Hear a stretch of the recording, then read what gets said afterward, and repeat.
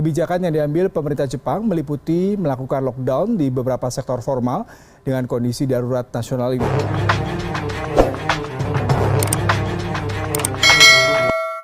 Perdana Menteri Jepang Shinzo Abe menyatakan keadaan darurat di Tokyo, Osaka, dan 5 prefektur lainnya selama sebulan dalam upaya mengurangi penyebaran virus corona.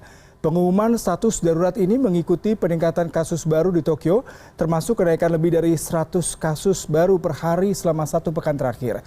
Kebijakan yang diambil pemerintah Jepang meliputi melakukan lockdown di beberapa sektor formal. Dengan kondisi darurat nasional ini, para gubernur di wilayah yang ditetapkan dapat meminta warganya untuk tetap di rumah dan menutup tempat usaha. Pemerintah Jepang juga tidak akan memberikan hukuman bagi para pelanggar, melainkan lebih mengandalkan kesadaran masyarakat dan menghormati otoritas. Sejauh ini korban positif terjangkit COVID-19 di Jepang sudah lebih dari 4.000 kasus dengan 97 angka kematian.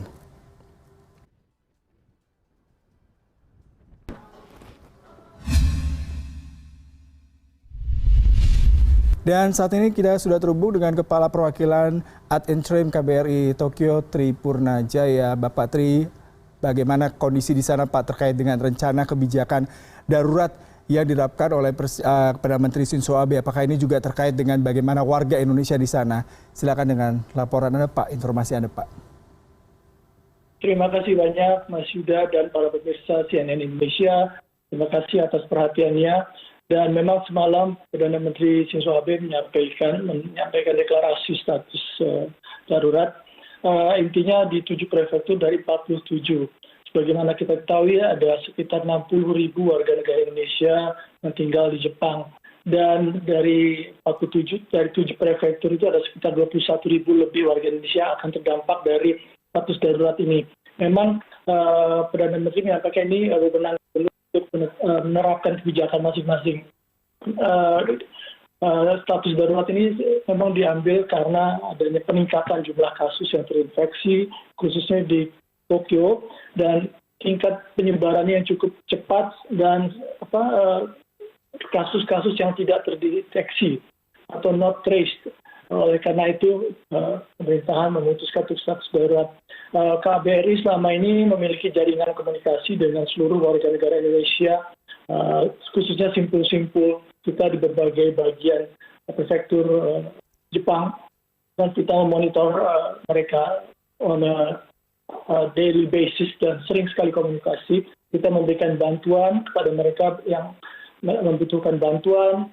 Baru-baru ini kita memberikan bantuan masker ke beberapa mahasiswa yang membutuhkan, karena memang stok masker ini juga sudah sangat langka, termasuk disinfektan dan sebagainya.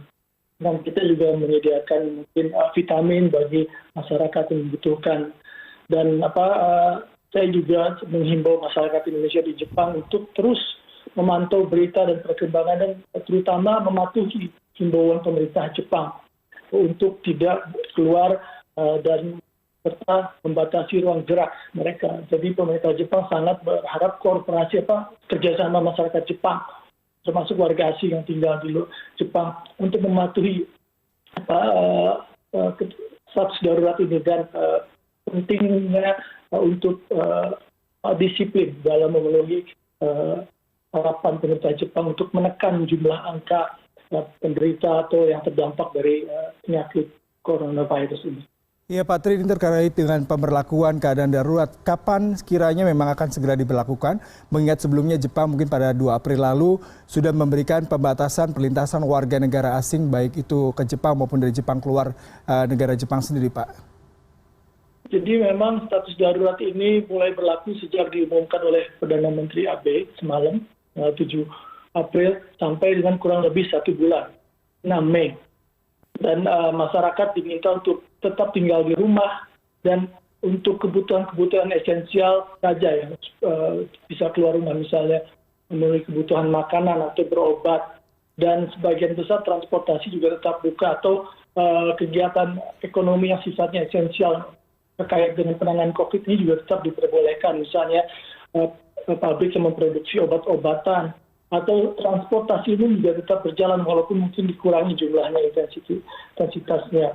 Dan perusahaan listrik, gas, telepon, dan financial institution juga tetap terbuka. Dan diharapkan dengan status darurat ini akan menekan jumlah penderita.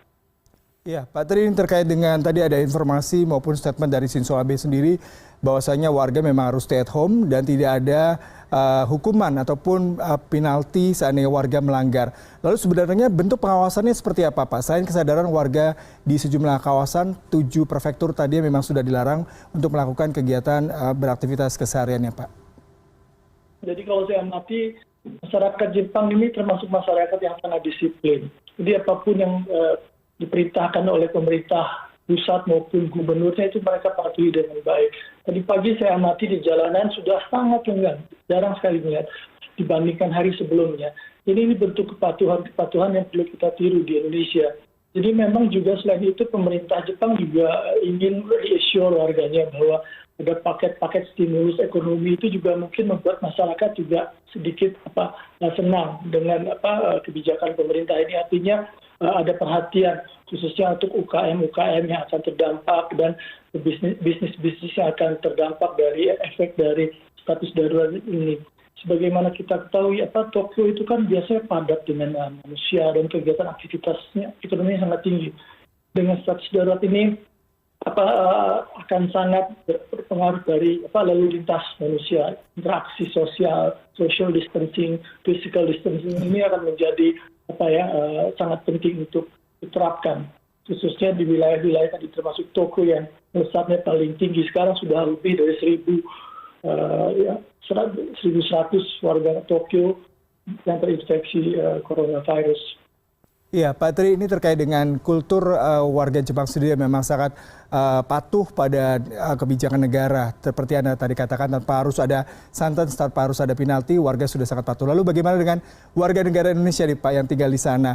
Bagaimana bentuk mereka kepatuhan juga? Apakah mereka secara langsung kesadaran seperti itu? Ataukah pihak KBRI sendiri, KJRI sudah memberikan juga sebuah himbauan dan juga masukan? Kemudian bagaimana penanganan, Pak, terhadap warga di sana? Karena Bapak tadi katakan kebutuhan sanitasi seperti hand sanitizer, desinfektan, masker juga terkendala, Pak.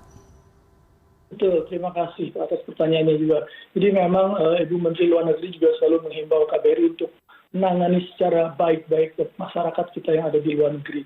Dan sejak bulan Februari lalu sampai sekarang, pemerintah Jepang itu cukup membantu pemerintah kita dalam penanganan misalnya waktu itu kasus Diamond Princess Crew dalam kapal pesiar tersebut, mulai dari proses evakuasi sampai dengan yang sakit-sakit pun dirawat oleh pemerintah Jepang, otoritas Jepang, dan kita sangat apresiasi itu. Saya yakin warga negara Indonesia di Jepang ini akan patuh karena mereka sudah terbiasa dengan kultur. Mudah-mudahan saya harapkan itu. KBRI juga selalu sering sekali menyampaikan himbauan-himbauan, saran-saran untuk patuh dengan aturan kebijakan yang dibuat oleh pemerintah Jepang. Karena saya sampaikan juga bahwa ini sangat berpengaruh terhadap citra warga Indonesia. Dan ini saya juga terus mendorong supaya masyarakat Indonesia tetap tenang, KBRI bersama kalian, dan kita selalu maintain communication dengan mereka melalui media sosial, website, informasi up to date yang kita rilis on almost every day, dan kita komunikasi terus juga dengan masyarakat lewat media sosial itu. Baik, terima kasih sekali Pak Tri Purnajaya selaku Kepala Perwakilan Eritorium KBRI Tokyo atas perbincangannya pada siang hari ini, Pak.